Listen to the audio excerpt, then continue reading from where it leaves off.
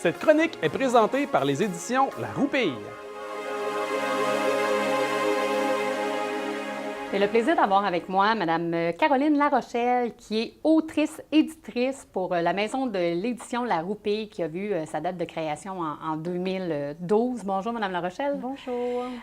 D'où est venue l'idée de la création de la maison de l'édition? C'est venu naturellement. J'ai écrit un premier livre à l'âge de 42 ans et je suis partie à la recherche d'une maison d'édition. C'était pas simple de trouver une maison d'édition traditionnelle qui acceptait de publier quelqu'un qui n'a jamais publié, un nouvel auteur finalement, une nouvelle autrice. Donc, j'ai fait d'autres démarches pour vérifier comment c'était possible de se publier soi-même et c'est là. Après, j'ai publié 2 livres en même temps en 2013. Fait que l'idée a germé vraiment du fait que vous êtes vous-même auteur, que vous cherchiez une maison d'édition. C'était peut-être un peu plus, ça représentait un défi. Oui. Donc là, vous m'avez parlé précédemment que vous avez vraiment ce qu'on appelle donner la première chance aux auteurs entrepreneurs. Donc, probablement que ça vient un peu de là. Tu as tout compris, exactement. C'est que là, comme moi, ça m'est arrivé, quand j'ai présenté mon premier ouvrage, certains auteurs m'ont approché, m'ont demandé « Est-ce que tu pourrais me publier? Est-ce que tu pourrais me distribuer? » Bien, je n'avais pas pensé à ça. Okay. Fait que là, j'y ai pensé là. Okay. J'ai dit, ben oui. Et c'est comme ça que c'est parti, d'offrir la chance aux gens qui, comme moi, se rivaient le nez avec des maisons d'édition traditionnelles. C'est une maison qui reçoit des subventions. Donc, les grandes maisons d'édition, comme, pour ne pas les nommer, mais nous, on est des travailleurs autonomes principalement et donc on défrait les coûts reliés à la publication. Ça s'appelle un mi-chemin entre l'édition traditionnelle et le compte d'auteur, ce qu'on fait. Okay. Fait que c'est vraiment une des particularités de votre maison d'édition. C'est vraiment ce qui vous différencie versus les autres grandes maisons d'envergure, qu'on peut dire ainsi. Tout à fait. C'est vraiment un mi-chemin parce qu'entre nous, il y a la maison d'édition traditionnelle, il y a Comme nous, qui est un service d'édition à la carte qui est également distribué en librairie. Puis à la fin, il y a l'autre portion qui est les gens qui se publient eux-mêmes, qu'on appelle du compte d'auteur. Nous, on considère se situer entre les deux parce qu'on a vraiment une belle relation avec les libraires.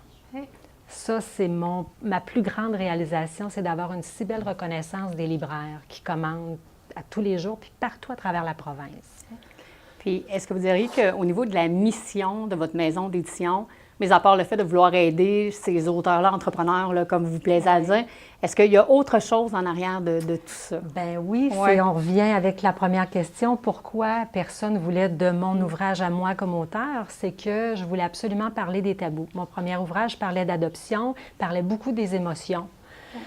Et là, bien, les maisons d'édition ne voulaient pas ça, ne voulaient pas qu'on touche un sujet à ce point particulier parce que c'était une clientèle ciblée. Mais moi, c'est de ça que j'avais envie de parler, comme bien des auteurs ont envie d'un sujet particulier. Donc, nous, notre mission, c'est démystifier des tabous, parler des différences, aborder des sujets qui sont rarement abordés en littérature. On veut déranger, susciter le questionnement chez le lecteur, initier des dialogues entre la famille, les professeurs, les enseignants. On veut être un outil de référence pour les gens. Bien, je crois que ça va être extrêmement intéressant de découvrir certaines œuvres dans vos prochaines capsules où est-ce que vous nous présenterez des livres, des romans qui, justement, viennent aborder des thèmes un peu plus précis, un peu plus pointus.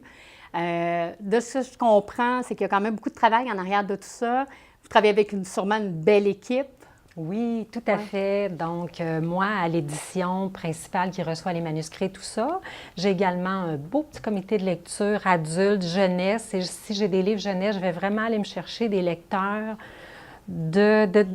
qui sont là, 3 ans, 4 ans, 6 ans, là, avec leur opinion. C'est eux les lecteurs, donc je veux leur opinion. Ensuite de ça, j'ai le directeur d'entrepôt et c'est ça, qui est mon conjoint. Je dois avouer que c'est une entreprise familiale. Que voulez-vous? On aime ça comme ça. Fait que sûrement une très, très belle synergie à l'intérieur. Oui, ce qui fait que quand les visuels arrivent, j'ai mon conjoint qui vient le vérifier, qui est le directeur. J'ai la directrice artistique qui est une de mes filles qui observe, qui va commenter le visuel. On a graphiste, réviseur et tout ça. Mais c'est familial. Ah, mais c'est vraiment intéressant.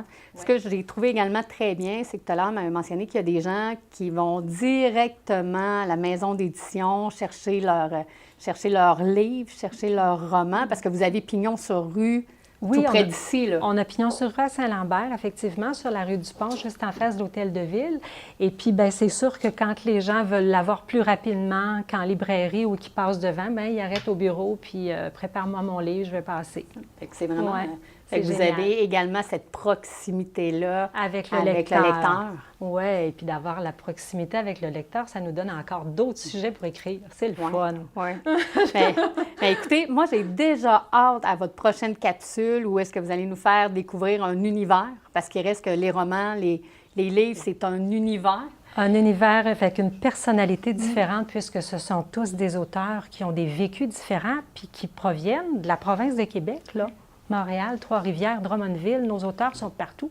Bien, écoutez, Mme La Rochelle, merci beaucoup de nous en avoir appris un peu plus sur votre maison d'édition. Évidemment, on vous souhaite une bonne continuité, un bon succès. Puis on a déjà hâte là, d'entendre parler des prochains romans. Merci. Merci à vous. Bye bye. Cette chronique est présentée par les éditions La Roupille.